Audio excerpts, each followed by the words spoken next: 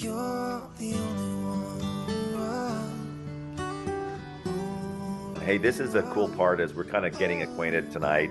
You're seeing we have some content to consider. And then this segment is where, as Johanna said, kind of we build community a little bit, but also we hear from one another because we learn from one another. So the two breakout questions tonight in your breakout group, you'll try to get to both if you can.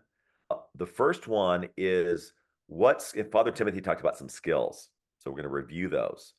What skill is the most important or most challenging for you of the ones he mentioned? And the ones we're highlighting is 4 skills. These are skills that happen during intimate conversation. Now, keep in mind, if we're not skilled, it may not get intimate. It may not get close. It may not feel safe. So these are skills that help cultivate intimate conversation. Skill number 1, put into words what you're feeling. Number 2, ask open-ended questions. Number 3, make exploratory statements to help open up your partner's feelings and needs. And number 4, express tolerance, empathy, and understanding. So again, as we think about that, we're self-reflecting. Remember, that's job 1 for Orthodox Christians, self-reflect, love through humility. So this idea of putting into words what you're feeling, it would be the idea of I feel accepted, or I feel understood, or I feel abandoned, I feel alone, I feel apprehensive, I feel really grateful right now, I feel tense right now. Putting some labels, some feeling words to what's going on. Keep in mind, this is big. I see it in marriage therapy all the time. Somebody will say, I feel, oh, you want me to do my feelings? I feel like you're a jerk. Survey said that's not a feeling, that's a judgment. A feeling uses a feeling word. So skill number 1 is using a feeling from your inner life, what you're feeling, and you share the feeling word with your partner. What's that like for you? Open-ended questions, again, not answered with yes or no, not are you feeling bad or sad or mad. It is tell me what you're feeling. Number 2. Number 3 would be make exploratory statements that helps open up your partner. Say more, as simple as, can you say more? I hear what you're saying, but can you say more about that? Tell me what concerns you most about that. It helps you be curious to help them explore what's going on for them. That's number 3. Number 4 is express tolerance, empathy, and understanding. Affirming statements like totally hear you, or you're making total sense. Sounds like that really hurt you. God, I could feel what you're saying. I hear that was really disappointing for you. We're affirming their experience. We're acknowledging their experience. That's the 4. So in your breakout of the 4, which one maybe speaks to you most important for you out of the 4? Or you might share what's most challenging out of those 4. Think about that. You're going to share that in a moment. And then if you get to the second question, this idea of curiosity. Now, we didn't expressly connect it with correction, but these 2 words, curiosity and correction, it's kind of like in Matthew 25, where Jesus says he separates the kingdom, the sheep and the goats. There's 2 kinds of marital responses, curious or corrective. And so what we want to think about tonight is we're picking, and the research shows that curiosity is what cultivates a safe and healthy and connected relationship. Now, as I said before, because differentness is guaranteed, our tendency in our fallen world, if you haven't noticed, we do our marriages outside of paradise ever since Adam and Eve. So our tendency is that when we see differentness, we want to correct it. We want to criticize it. We want to say how wrong it is. We feel more connected when someone sees it our way.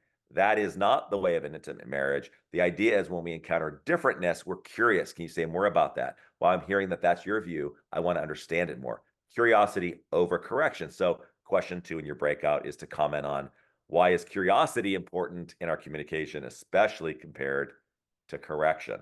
So there we have it. We'll be talking about that in the breakout. Awesome.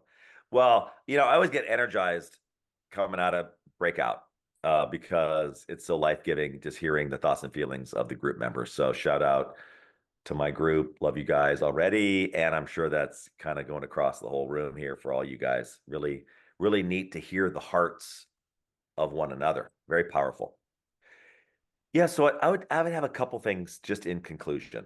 Well, first of all, gratitude. I like where we're starting. I like what we're doing. I feel like it's God's will that we're doing what we're doing. So God will empower us to see it through. And of the 8 dates ahead and the topics, if you hit a wall, if you hit your own resistance, if you hit whatever you're going to hit, God will be with us. He'll be with us to help us through that. So in closing, I would say just 2 things.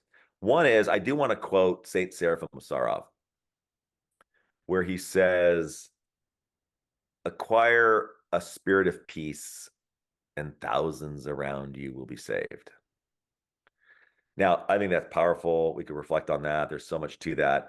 And I don't know how many kids you're going to have, like, but probably not thousands. But I want to apply that quote to family life. Acquire a spirit of peace, and everybody in your family will be saved. Now, and I believe that to be true. Children who have peaceful parents will be children with open hearts.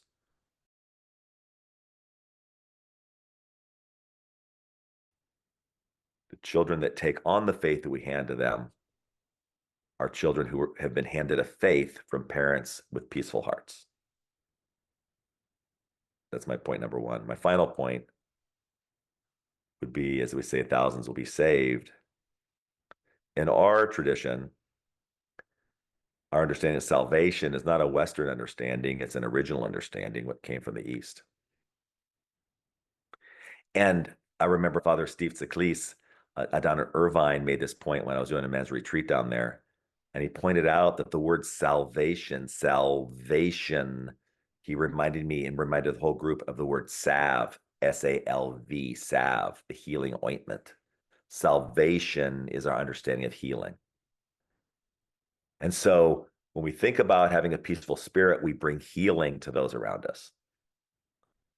And so as we think about that and we start this journey, and if you've been married long enough, and in my group, we had some dating people, and we had a 1 year anniversary, and then we had a bunch of people in double digits. Wherever you are, if you're in it long enough, injury happens in the relationship. So as we acquire a peaceful spirit, a spirit of peace, we want to bring healing to where your relationship needs healing and where my relationship needs healing.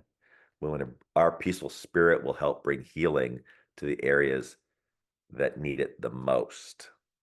I appreciate that our faith is one of God's compassion is so we could be healed, so we could be the people that he made us to be. Tonight we talked about curiosity, and tonight we talked about 4 skills. And I loved our group because they were so honest about this one I'm terrible at, and my parents didn't model that. And that's beautiful, that inventory of like, this is where I'm at. But I don't want us to feel overcome by I'm not good, so I'm not good at that. So it might, no, no, no.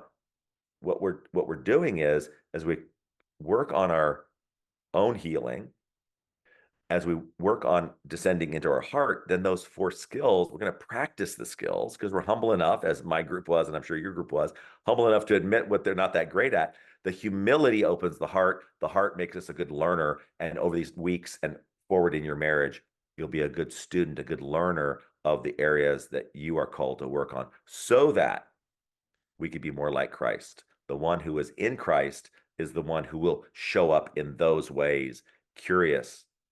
We talked about the John chapter 8, the adulterous woman. The Pharisee was corrective. Jesus was curious.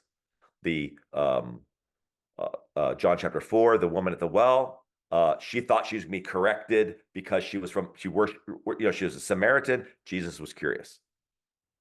John chapter 5, the paralytic, 38 years paralytic, man at the pool, and Jesus was curious. Do you want to be healed? So this curious piece, this Christ-like piece is the one that says, this is what's in my heart, what's in your heart. We get to be part of that Christ community. We get to set up a Christ culture in our marriage and in our family life. And that Christ culture, that Christ way is a peaceful way. And from that peace, many are healed. So thank you for your attention. You're the only one who knows how to speak to my soul. You're the only